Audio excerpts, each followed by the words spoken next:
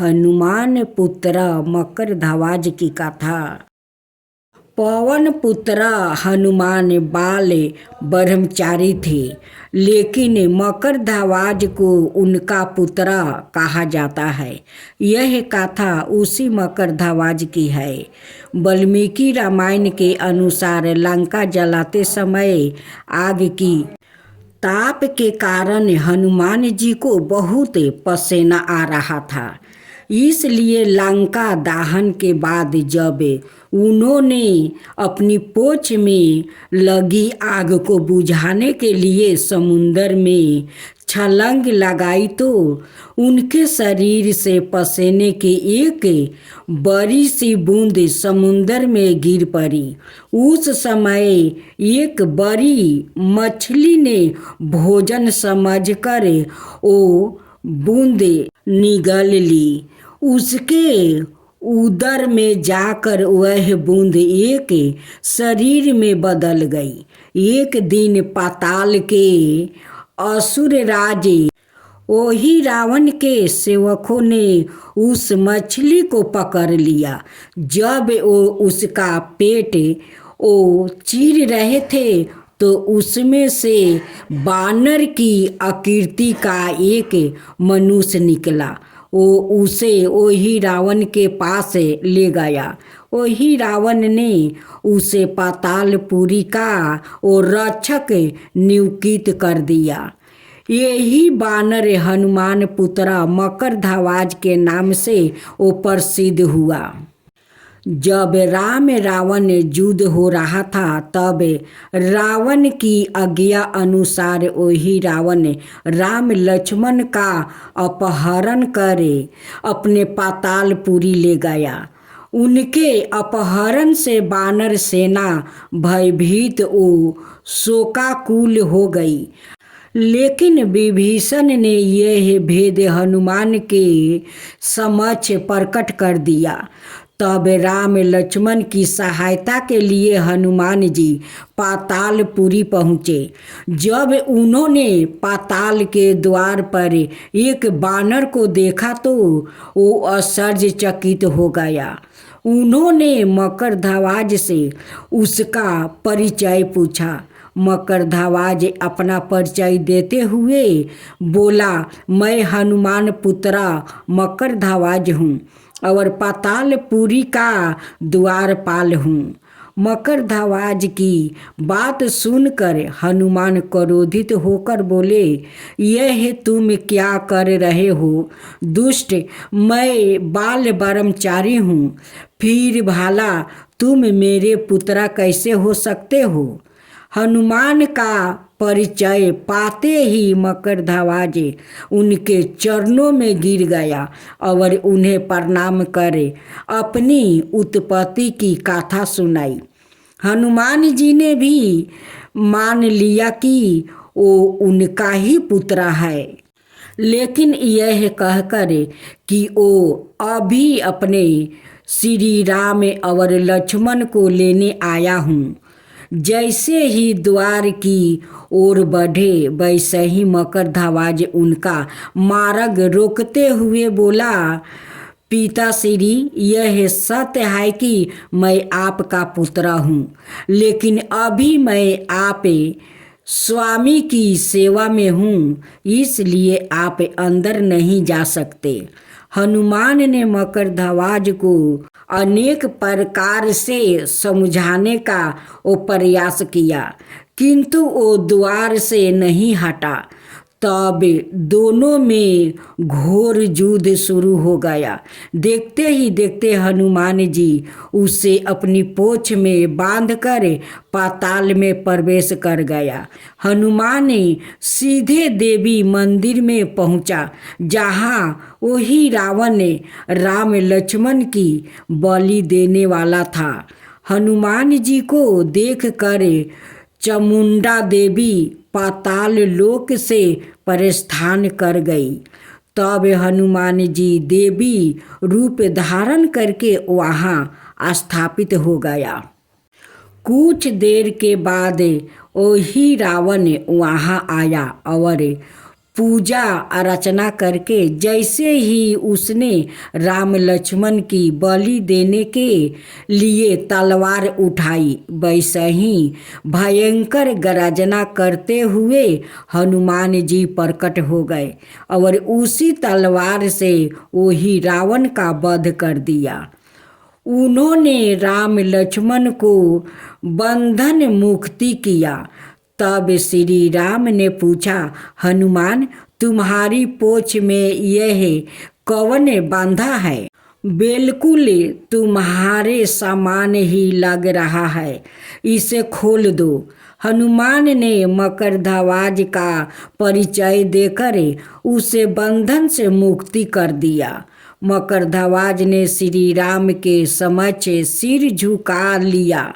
तब श्री राम ने मकरध्वज का राज्याभिषेक कर उसे पाताल का राजा घोषित कर दिया और कहा कि भविष्य में वो अपने पिता के समान दूसरों की सेवा करे।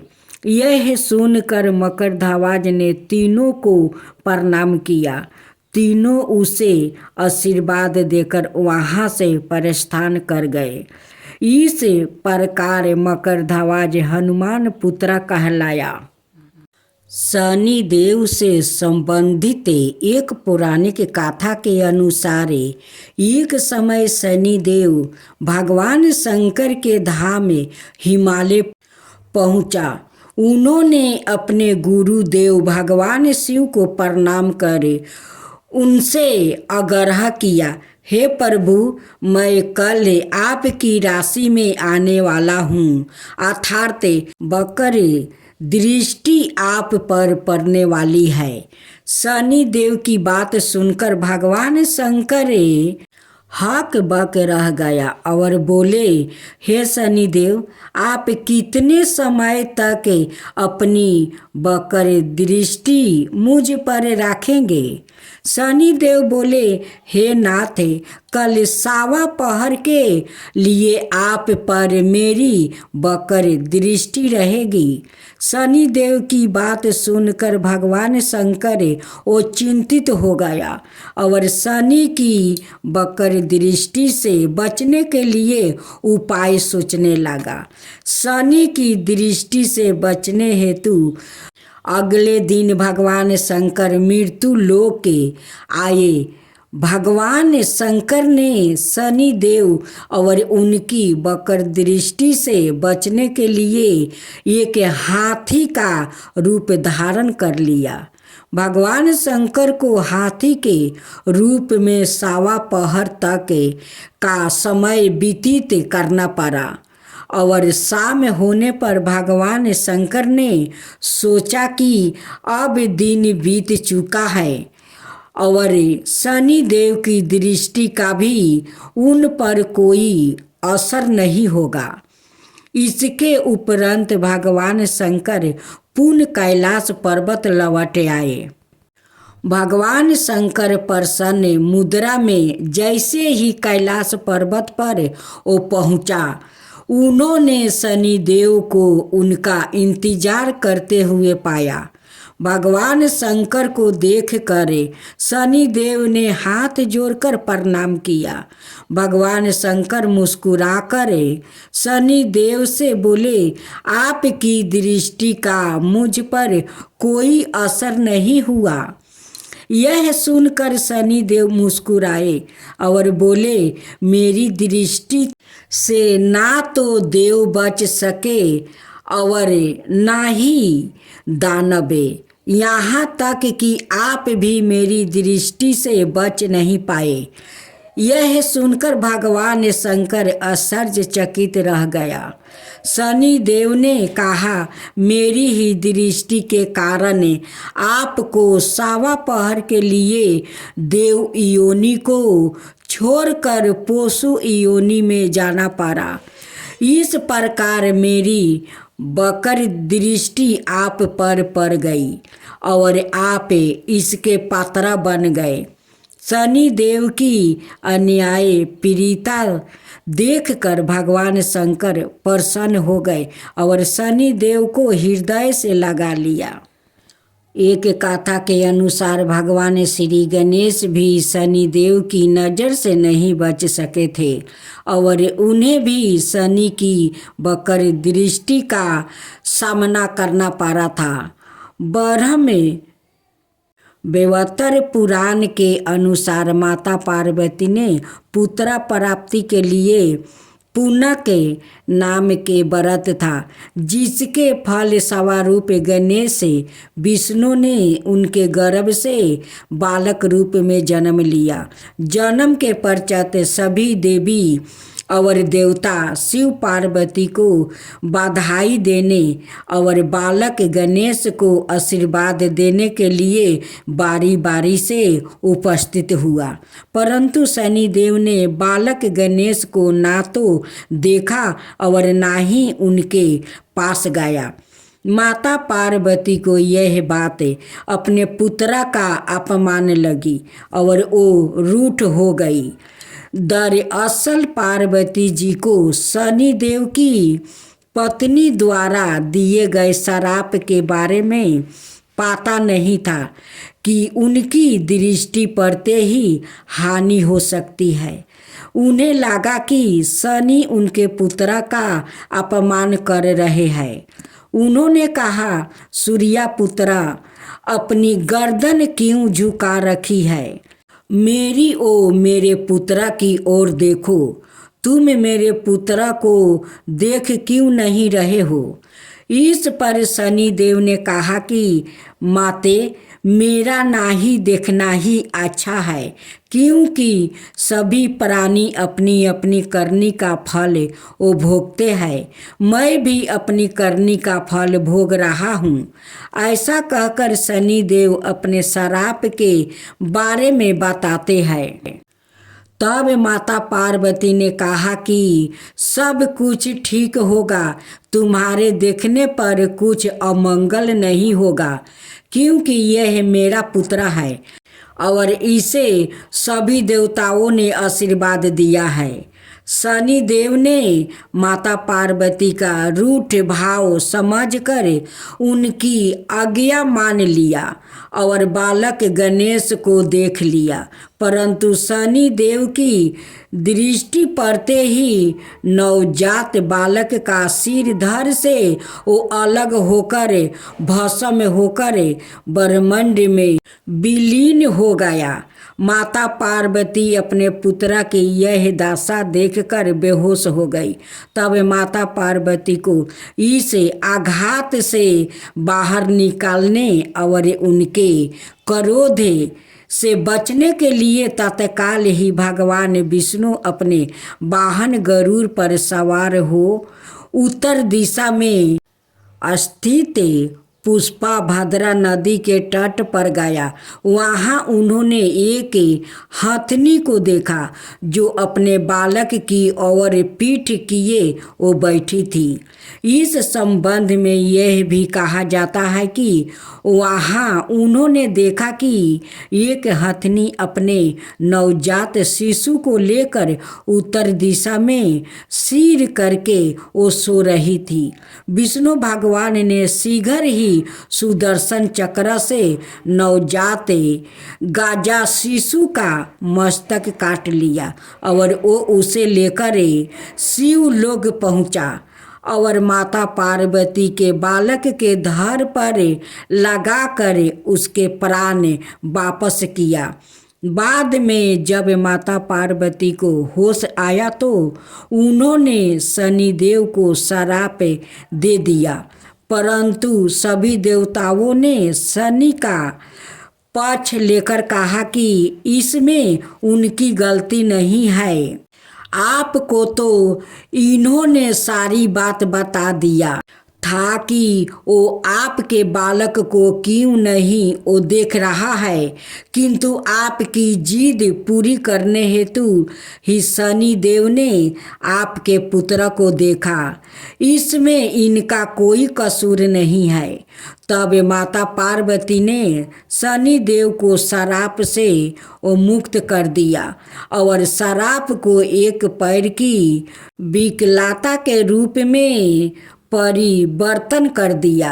इस तरह भगवान शिव और गणेश दोनों ही शनिदेव की नज़र से नहीं बच पाए। शनि चालीसा। जय गणेश गिरिजा सुवर्ण मंगलकारणे, कृपालु दीनन के दुख दूर करियो की जो नाथ निहारे। जय जय श्री शनि देव प्रभु, सुनो विनय महाराज, करहु कृपा हे रवितन हे, रखहु जन की लाज। जयोति जयोति शनि देव दयाला, करत सदा भक्तन प्रतिपाला। चारि भुजा तनु सामे विराजो, माथे रतन मकुट छवि साजो। परम विशाल मनोहर माला, टेढ़ी दृष्टि भुकुटी निराला। कुंडल सरवने चम चम चमके, यही माला मुख तने मणि दमके। कर में गादा त्रिशूल ठाकुरा, पर बीचे करो हरहि संहारा। पिंगल कृष्णो छाया नंदने, यमी को नष्टे रुधिर दुखी भंजने। सोनी मद सनिदासा नामा, भानुपुत्र पूजहि सभी कामा। जा पर प्रभु प्रसन्न हो जाहि, राखहु रावण कर छन माही। पर्वत तीन होई निहारते, तीनों को पर्वते करी डारते। राज मिलत बन राम ही दिनो, के कहू की मति हरहि लीनहो। बनहु में मृगा कपट देखाई, मातु जानकी गई चुराई। लखे नहीं सकती बिकल करी डारा, मचिंगी दल में हाहाकारा मचा। रावण की गति मति बुराई, रामचंद्र सो भय बढ़ाई। दियो कोटि करी कंचन लंका, बजी बजंगे वीर की डंका। निर्विक्रम पर तोहि पंगु धारा, चित्र मौरी निगिरी गयो हारा। हर नौलाखा लगायो चोरी, हाथ पर डलवायो तोरी। भारी दासा निकष्टि दिखावे, तेलही घर में केलू चलवायो। बिना रंगे दीपक माहे की न हो, तब प्रसन्न प्रभु है सुखी दिन हो। हरिचंद्र निरीपी नारी बिकानी, आपहु भरो डूम घर पानी। तैसे नल पर दासा सिरानी, भंजू बीने कूद गई पानी। श्री शंकराई गरो जब जाई, पार्वती को सती कराई।